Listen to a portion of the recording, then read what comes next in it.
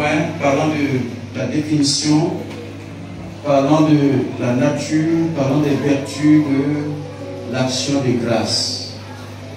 On va apprendre ensemble ce que c'est l'action de grâce.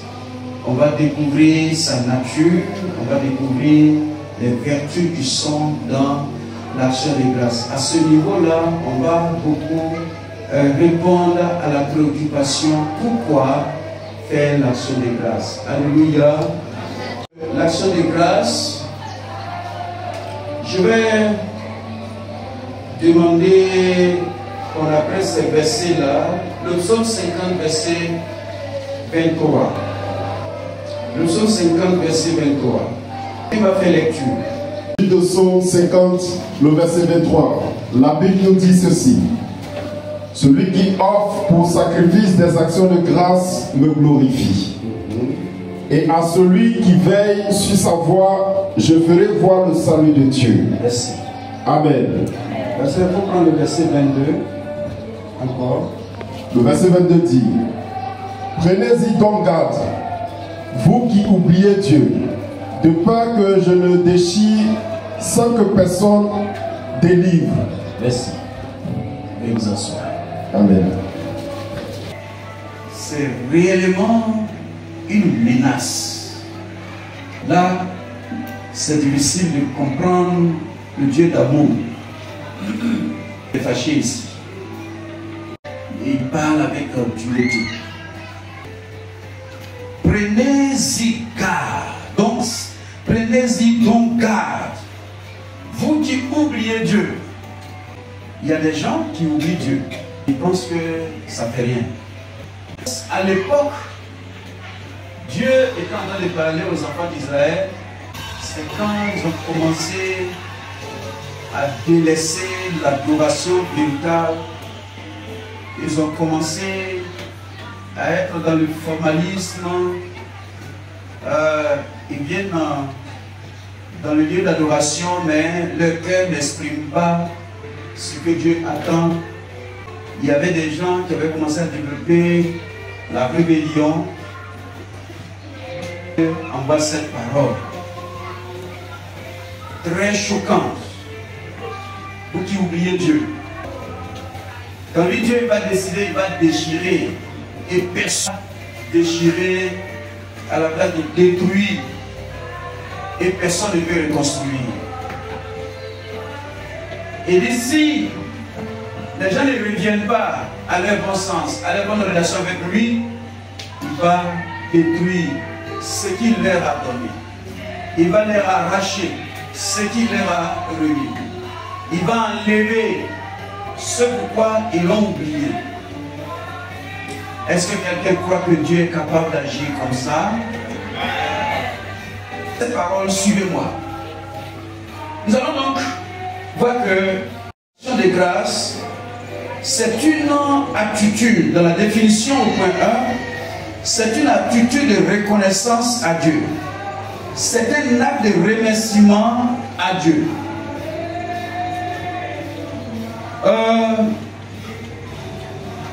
L'action de grâce, ça se traduit, ça s'explique de cette manière. Quelqu'un qui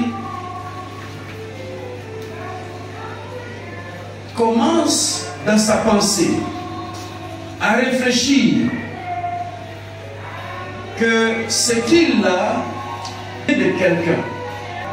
Et pour cela, dans sa pensée, il ne faut pas oublier celui qui lui a fait du bien. Ça se traduit dans son comportement vis-à-vis de celui qui lui a fait du bien. Ça se traduit dans sa pensée et partout. Il a une bonne pensée sur la personne du bien. C'est ça, l'attitude de reconnaissance. Ça ne s'arrête pas là. Je dis que c'est un acte de remerciement. La personne décide finalement de faire un pas vers la personne qui lui a fait du bien pour lui dire merci hier. Merci aujourd'hui. Merci la fois passée. Il y a une ethnie, leur façon de traduire la reconnaissance m'a tellement plu. Et disent Dadamo. Toujours ce que tu as fait là. Toujours merci pour toujours. Oh, ça c'est tellement biblique. Tellement biblique. Dieu est dans le Seigneur. Au cours de cette conférence, de ce message, tu vas te rappeler qu'il y a des gens qui t'ont fait du bien, que tu les as oubliés. Tu vas voir la conséquence que tu es en train de vivre. Bien. Donc dans la définition, il faut comprendre que c'est un acte de remerciement. Dans les actes de remerciement, on peut le dire en parole, mais on peut l'exprimer en d'autres choses pour dire merci au Seigneur. Merci à celui qui t'a fait du bien. Si vous me suivez, on continue. C'est un devoir chrétien. C'est un devoir chrétien qui exprime la piété et qui exprime l'adoration. Je dis deux choses importantes ici, deux mots ici. Acte chrétien. Si nous disons que nous sommes enfants de Dieu, c'est un devoir. Les enfants de Dieu se doivent la reconnaissance envers Dieu d'abord. La piété, c'est quelqu'un qui respecte tout ce qui concerne Dieu.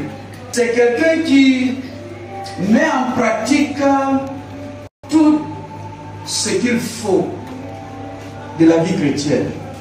Quand quelqu'un est attaché à ça, on voit encore la personne qui a une attitude d'adoration. Dans Luc chapitre 17, versets 15 à 16, est-ce qu'on peut lire les deux versets là pour moi? 15.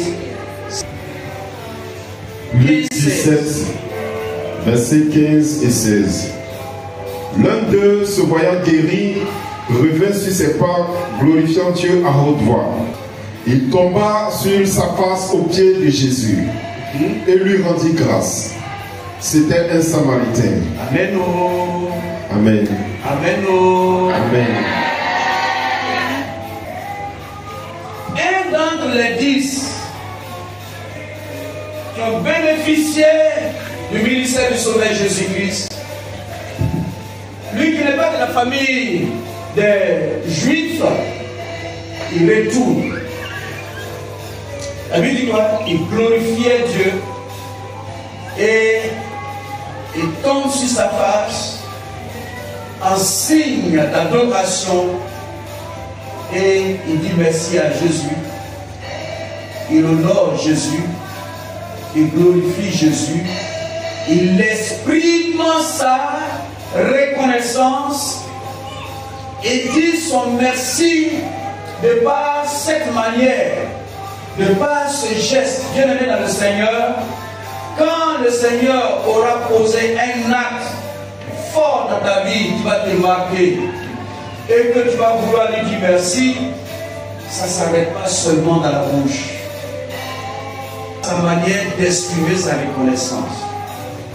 Donc, je disais ici que c'est un devoir des chrétiens qui exprime que on craint Dieu, qui exprime qu'on respecte les pratiques chrétiennes. Ça nous amène à adorer Dieu. Et lui, sa façon d'adorer ici, il s'est couché sur son ventre, au pied de Jésus, et il a commencé à sortir des mots à son endroit. Or, quand on parle de l'adoration, exprimer son plus grand amour pour Dieu plus que toute autre chose. C'est-à-dire, devant cet amour-là qui montre qu'on aime Dieu, cet amour se place au-dessus de l'amour que j'ai pour ma femme, j'ai pour mon mari, j'ai pour mes enfants. Quand tu arrives à placer l'amour de Dieu au-dessus de l'amour que tu as pour ton épouse, pour ton époux, l'amour là, tu es en train de le dédier à Dieu. Dimanche prochain, je veux que tu comprennes Il y a des niveaux d'adoration. Tu peux venir avec ton plus beau vêtement, bien habillé, bien parfumé, tu vas venir et puis tu vas bien chanter. Tu vas bien danser. Danser même avec les artistes que le pasteur a invités. Mais est-ce que cela traduit que tu aimes Dieu? L'élément qui va montrer que tu aimes Dieu, c'est les actes, les autres actes que tu vas montrer, où tu peux montrer à Dieu que ta valeur ne compte plus. L'intérêt ne compte plus. L'intérêt de Dieu. C'est pourquoi, bien aimé dans le Seigneur, voilà ce que tu sais que Dieu fait pour toi. Tu l'as fait par rapport à ce que tu reconnais, ce que ce Dieu l'a fait pour toi. Quand le Seigneur Jésus t'a donné un enfant, quelle est ta manière d'exprimer la reconnaissance? Quand il t'a donné un foyer, quelle est ta manière d'exprimer ta reconnaissance? Il y a des gens qui sont orphelins de mère et de père, comme moi. Mais Dieu a remplacé ça. Dans les mains des gens, aujourd'hui, ce que les gens font pour eux, leurs grands-parents n'ont jamais fait ça. Qu'est-ce que tu fais? Est-ce que tu es reconnaissant de ces choses-là? S'il vous plaît. Ces actes d'adoration, c'est aussi un acte qui glorifie Dieu. D'où un acte de haute portée de spiritualité. La reconnaissance glorifie Dieu.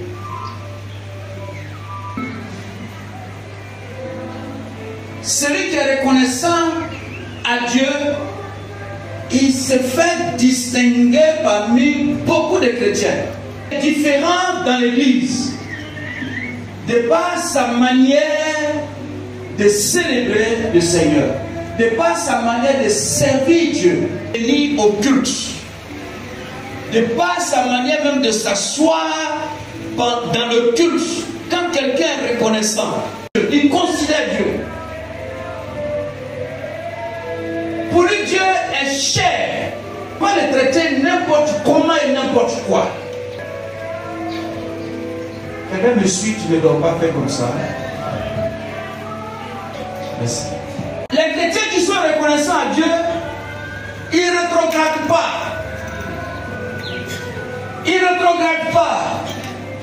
Et puis, ils ne tombent pas dans l'assoupissement. Oh, dans ces jours-là, je ne peux pas prier. Quelqu'un qui est reconnaissant à Dieu, il n'est plus dans ces mouvements d'assoupissement comme les vagues de la mer. Un jour, il est chaud, charismatique, chaud. Un autre jour, là, il est en bas là-bas. Il lutte. Le chrétien qui est reconnaissant garde le dépôt de l'Esprit de Dieu en lui. Garde la force de Dieu en lui. Garde la puissance de Dieu en lui. C'est lui le guerrier qui mène le combat contre les ennemis, démons, et il remporte toujours la victoire parce qu'il entretient une relation personnelle avec ce Dieu. Quand David dit dans le psaume 50, quand ce psalmiste dit, celui qui offre un sacrifice d'action de grâce, mais quoi? Mais quoi? Est-ce que tu veux rendre gloire à l'Éternel? Mais encore il dit, celui qui est reconnaissant le glorifie. Bien-aimé dans le Seigneur, c'est un sens fort, c'est un mot fort. L'action de grâce. Ça fonde la spiritualité en nous. C'est la base de quelqu'un qui va aller au ciel. c'est la base de sa foi chrétienne. La reconnaissance. Dieu en tient compte de sorte que Dieu dit que quelqu'un qui est reconnaissant le glorifie. Quand nous savons que notre vie dépend de Dieu, sauf que tu es ici et puis tu dis que ta vie ne dépend pas de Dieu. Notre vie dépend de Dieu. Est-ce que vous êtes en train de comprendre pourquoi j'ai dit la terre doit être la reconnaissance? La façon dont tu fonctionnes doit être la reconnaissance. Il y a des enfants, ils ne sont pas reconnaissants à leurs parents. Quand il y a des malédictions sur toi,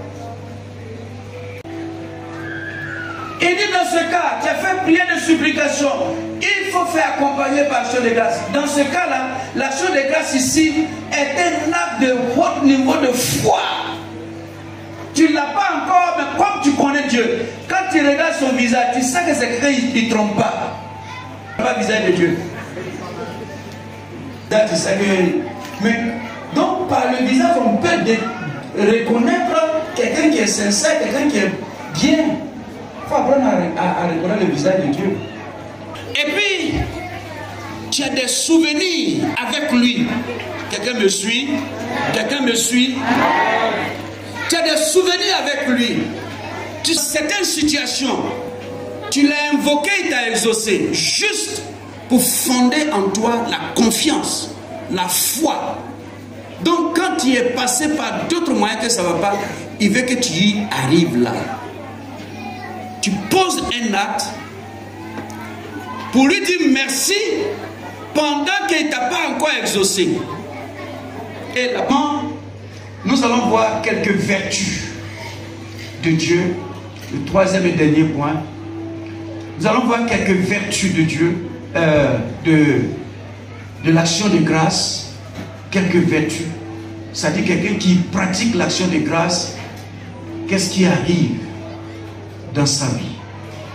D'abord, il faut dire que l'action de grâce entre nous ici, quelqu'un qui est reconnaissant, ça entretient une solide et bonne relation.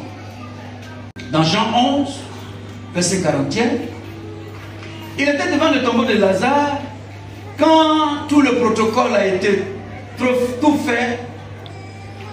Jésus a mené une prière. Il a levé le regard et dit: Dieu, je te dis merci. Parce que je sais que toi tu m'exauces toujours. Tu veux savoir le visage de Dieu? Voilà comment Jésus a reconnu le visage de son Père. Il dit: tu m'exauces toujours.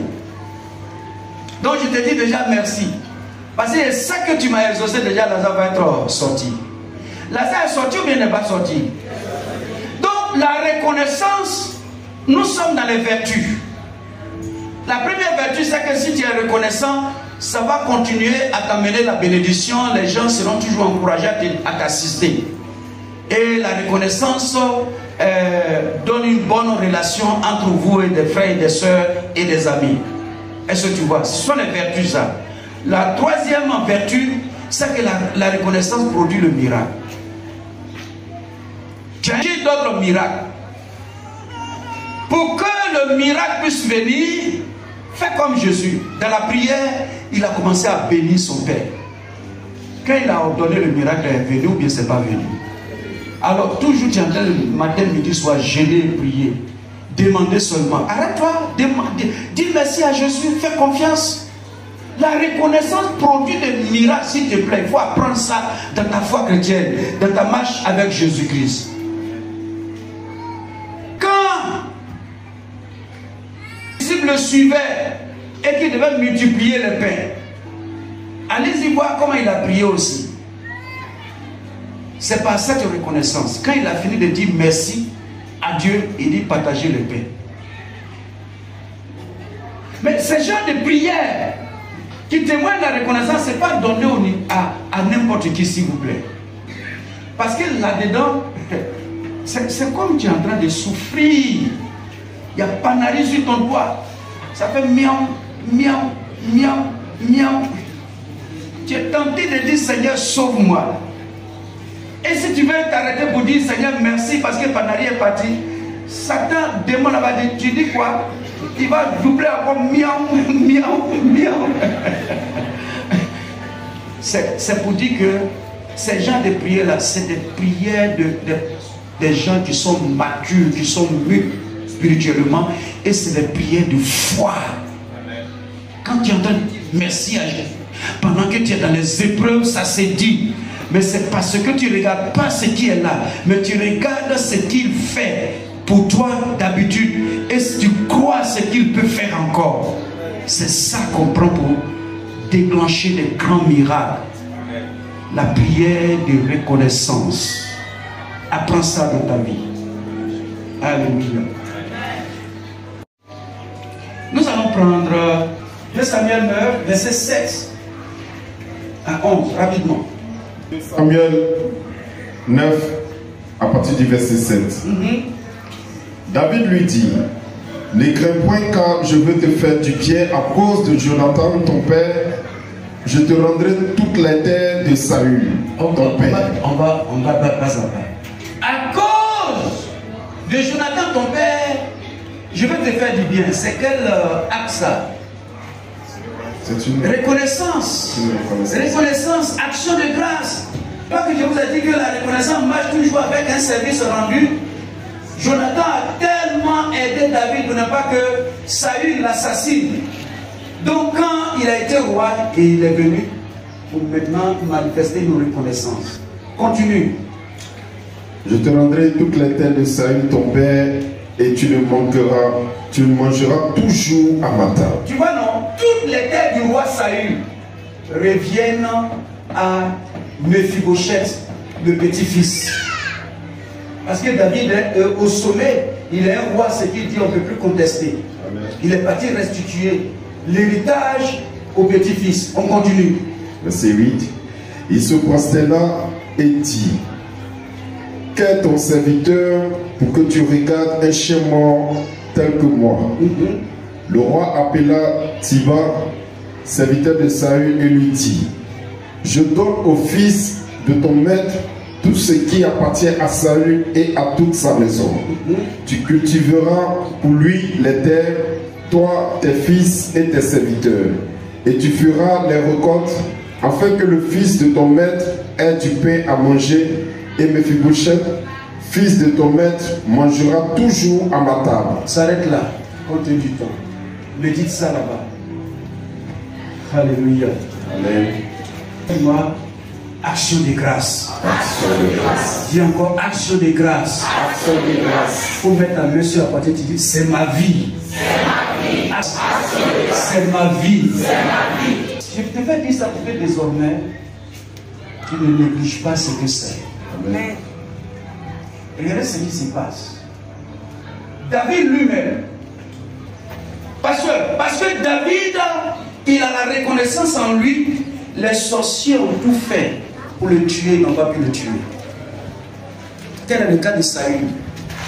Saül a cherché David à le tuer littéralement. Il n'a pas pu le tuer, c'est un sorcier. Celui qui cherche à te tuer, c'est la sorcellerie. La reconnaissance en David a préservé sa vie. Cet esprit. C'est parce qu'il a cette reconnaissance qu'il est parti témoigner, exprimer ça dans la famille de son ennemi, Saül. C'est ce qu'il est en train de te dire. Il ne faut pas craindre le sorcier. Il faut pratiquer le bien. Dieu va préserver ta vie comme il a préservé pour David. Fais du bien à ces pauvres parents qui sont perdus, ils n'ont pas Christ, c'est pourquoi ils composent avec le diable contre toi. Fais-lui du bien, compte sur le Seigneur Jésus. Tu ne mourras pas par la reconnaissance. La reconnaissance. David a été élevé au rang de roi